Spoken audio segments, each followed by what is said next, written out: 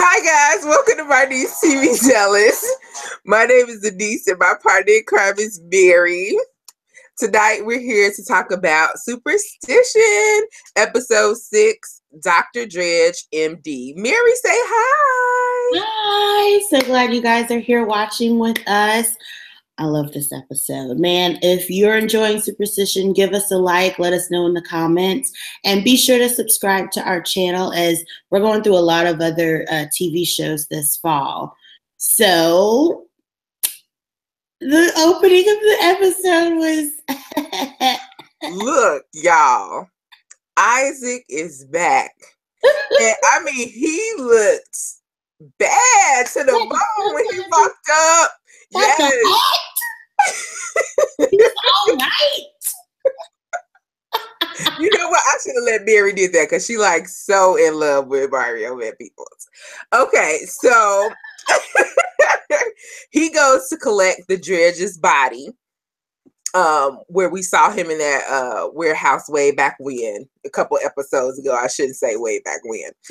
But that is overshadowed because sexy time begins. My goodness.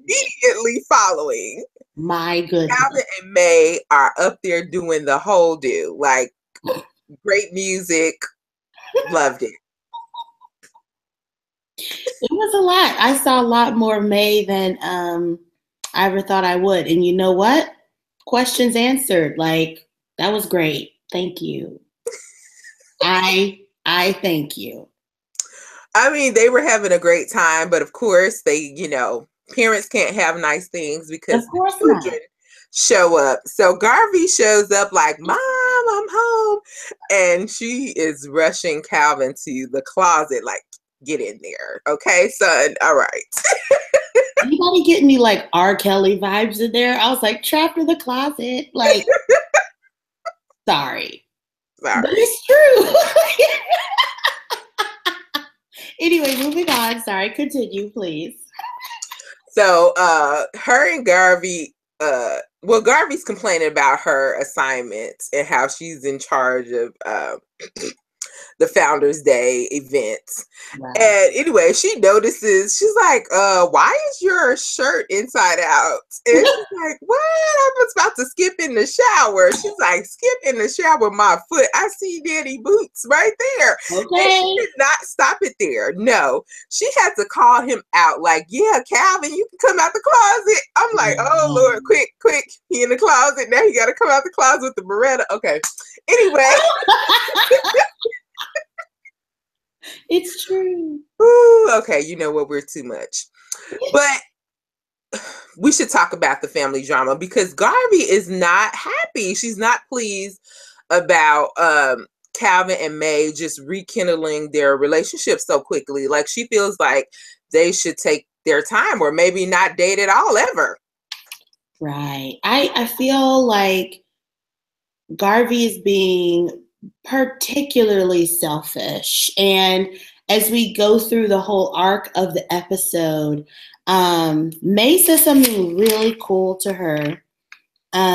She said, don't let situations like this make you tough.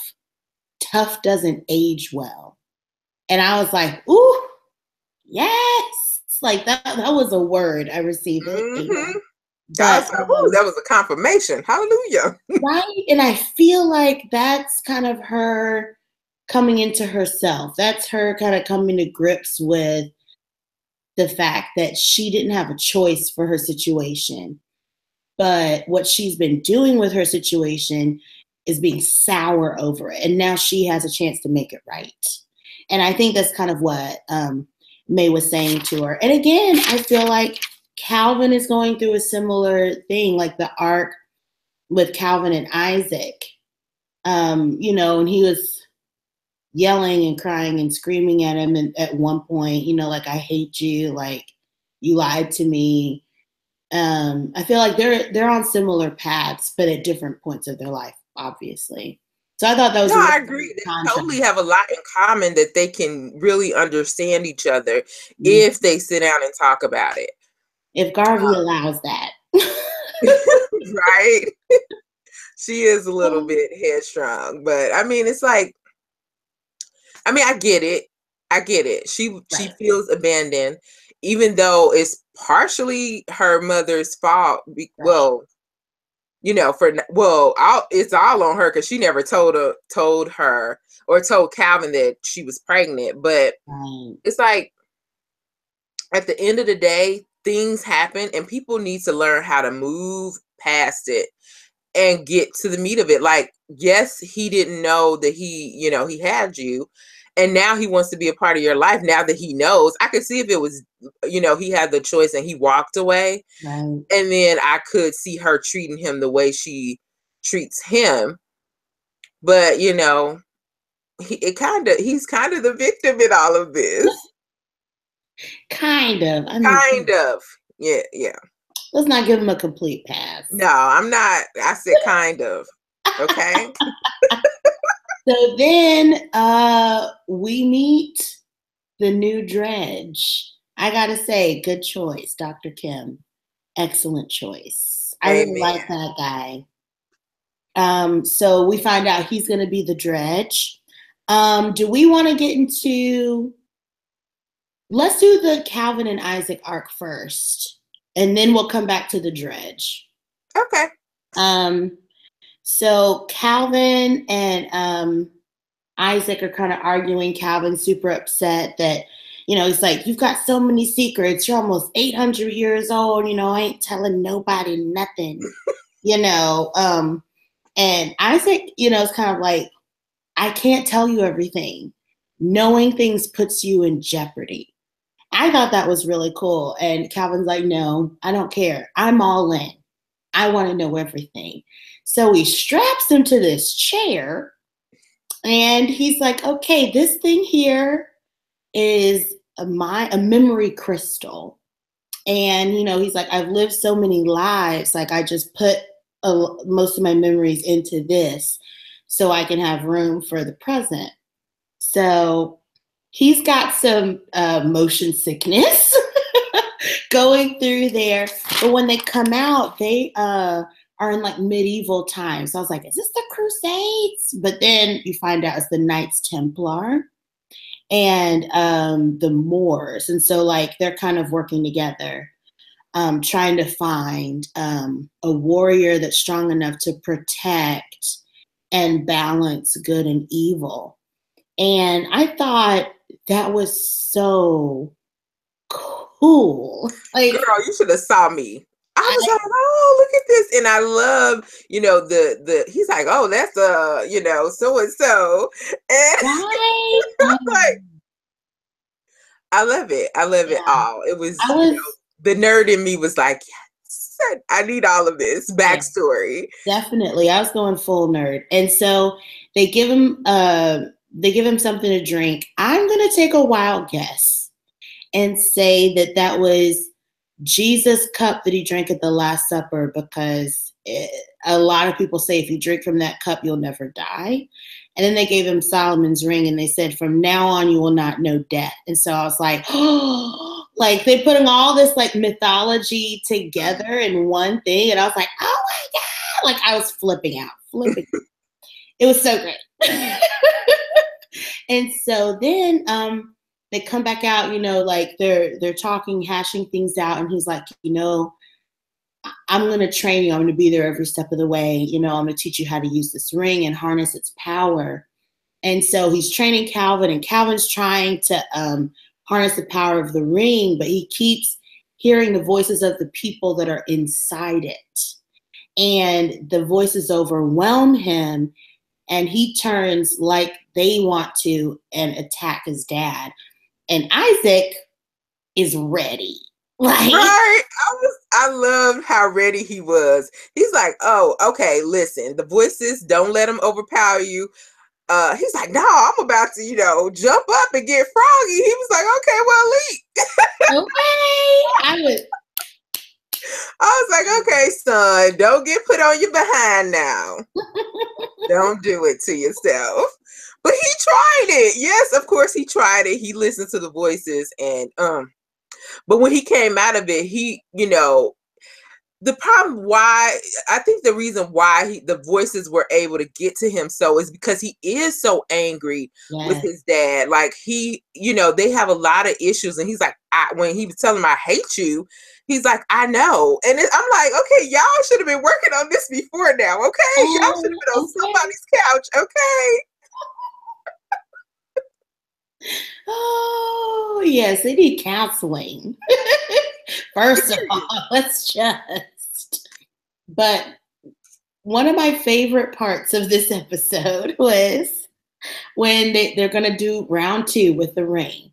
And he's like, I want you to call a spirit out of the ring, just to test if you can call him out and put him back. Why does he have to pick Skinny Jenkins? Right. I was dying. I was laughing so hard. So he speaks like a hip hop a rapper or something. But like from the 70s though. Right. Like I was dead. Like that was hilarious. Whoever wrote that scene and thought that up, great job. Him and his leather fanny pack, like rock on. That it was perfect. So he gets him in there. And so we will come back to that arc because now we need to go to Dr. Kim to meet everybody in the middle. So Dr. Kim goes into the Founders Day meeting where May is. Well, first let's start off with Nurse, whoever she is, Nurse Betty or somebody. I can't remember her name. But she comes up and was like, oh, you forgot something. And lays one on him. Yeah. And so I was like, okay, that is really odd. Then he starts like convulsing her, he got the shakes, and he sits back in the car, and you just see that matter going into. I'm like, oh my god! So the dredge is entering his body. I can't. Yes. That was a good reveal. I thought it was good. Yes, and so Dr. Kim is now ready. Has become the dredge. And of course, his first mission is to get that Solomon's ring. So he goes to visit Aunt Nancy. Oh, that's right. From last week's episode. And he's like, okay, what's up with this ring? And she's like, look, this is where it's at, blah, blah, blah. And he's like, okay, where's Isaac? And she's like, that's not part of the deal, honey. Our business have concluded. And he's like, okay, I don't know. And so, I don't know. A fight between Aunt Nancy and the dredge, I'm ready. I really need that to happen. Yeah. So I don't appreciate the fact that they had a deal. Right. Number one. She's sketchy. But okay. We knew she was sketchy from last week when Tilly let it out. But so the dredge then goes to the Founders. So go ahead. You can pick it up now. Sorry. Yes. Okay. And he kind of backs her up when everybody kind of starts bad-mouthing B and the Hastings family and all that. And so, she's like, thanks for speaking up for me. You don't really talk that much. And he's like, let's catch up over lunch. And, it kind of looked like they might have had a little something. They definitely had a little something because he was like, oh, yeah, you remember when we was this and that. And I'm like, oh, okay. Y'all been out on dates, huh? Your honor. And I was like, sorry, like my shipping instincts are too strong. Like I didn't want to think about her with Dr. Kim. Well, see, because I was thinking about it being the dredge. So I couldn't go there. No. Plus, we already had that scene that done set the tone. It's her and Calvin. It's no one else. Go ahead. Thank you. I mean, once you go black, I'm just saying. Anyway, so they're chit-chatting, and the way that this scene is shot, these super close-ups that like scoot all the way in and like take you all the way out. It seems like he's trying to like read her mind or maybe hypnotize her or try to see what she's doing to tell the truth. They're like focused on his eyes and I then know. And I feel like he was kind of controlling her emotions because she wasn't herself.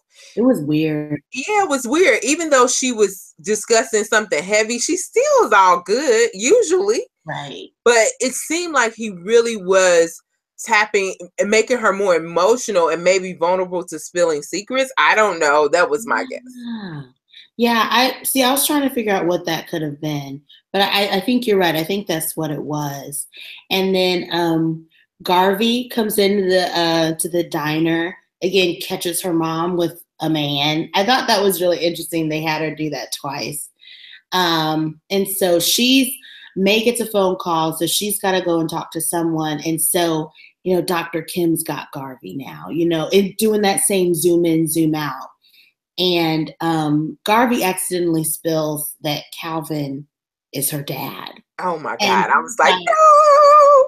I know, I was so, ooh. And he's like, ooh, I've got a Hastings offspring. And he takes full advantage of that. And so now we're about to meet up at the end with everybody else. First, back at home base, Tilly figures out that the dredge always leaves kind of a calling card in the bodies that it inhabits, and it's kind of a radioactive thing. So she's going to be able to track it, hopefully. Anyway, so he figures out that, Calvin and May are still involved. Garvey's the offspring. So he borrows May's phone and FaceTimes Calvin. I was like, okay, we are bold here. Right. Anyway, so he said, I want to put you on notice. Yes. That was gangster move. I got your little family over here. I was like, dang. He ain't pulling no punches. Yeah. He's like, yeah, meet me, down the block under the oak tree. Come along. Don't tell nobody. It was great. But before Calvin left, Isaac carved. It looks like a Cairo, but again, that's a symbol from the Knight Templars, which I thought was interesting. And so he carves it into Calvin's back, and he said, "I'll be able to track you." And so Calvin, the dummy that he is, the poor, sweet, lovable dummy, he goes on in to this empty van, and he cuffs himself inside it. And so Nurse Betty is right behind him, knocks him out with the shot, and that's where we are left. And I'm just like, oh, I was like, I'm not ready for y'all that. gonna leave us like this till December 8th? Like, I ain't gonna make it 7 days. I'm shaking, man. But I thought this episode was really the pickup that we needed. I feel like this season is really going to start picking up now that we know everybody really well. Now that we've got a bad guy established, we've got some family drama that's getting real good. Like I'm actually really excited for the episodes coming up. Okay, guys. Well, like we said, we at the edge of our seats, ready for next week's episode. Until then, thanks for watching and have a great night, guys. Bye.